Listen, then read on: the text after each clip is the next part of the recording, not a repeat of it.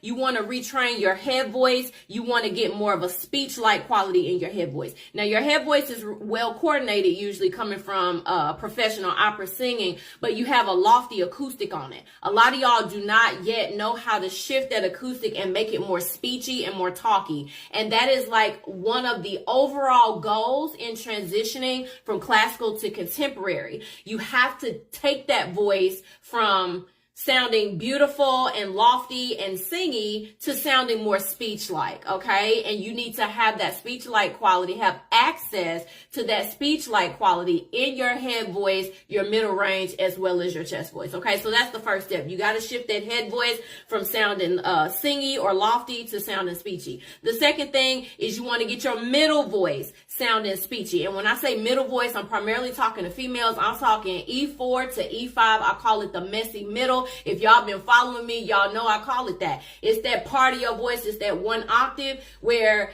it's breathy and it's mushy and it's not clear. It doesn't have bite. You feel like you're not really projecting. You don't know how to project. You don't know if you're supposed to push more air through and just yank that chest voice as high as it'll go. Or you don't know if you're supposed to kind of sing in head voice and just kind of put the sound in the nose. All that kind of stuff. Y'all know what I mean? Y'all got to get that middle voice together. It has to be speechy, okay?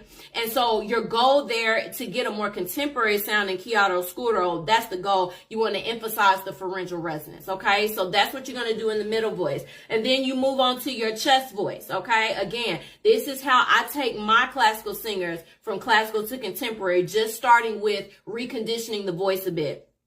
The third thing is with your chest voice. Usually females with the chest voice, you're going to need to recoordinate the chest voice. You're going to need to strengthen that chest voice. You're going to need to regain flexibility in your chest voice. And then you're going to need to trust yourself that you can extend that chest voice beyond the first bridge, because most of y'all are scared to do that because classical and operatic singing told you if you take your chest voice beyond this point, it's dangerous and all that kind of foolishness, okay? So you're going to have to come up out of that thinking. You're going to have to break out of that lie, and you're going to have to learn how to extend your chest voice up beyond A, B flat, B4, okay? And there's a way to do it. People do it all the time, okay? So those are the first three things as far as just registration, I'll say. Resetting your registration so you sound more contemporary, less classical.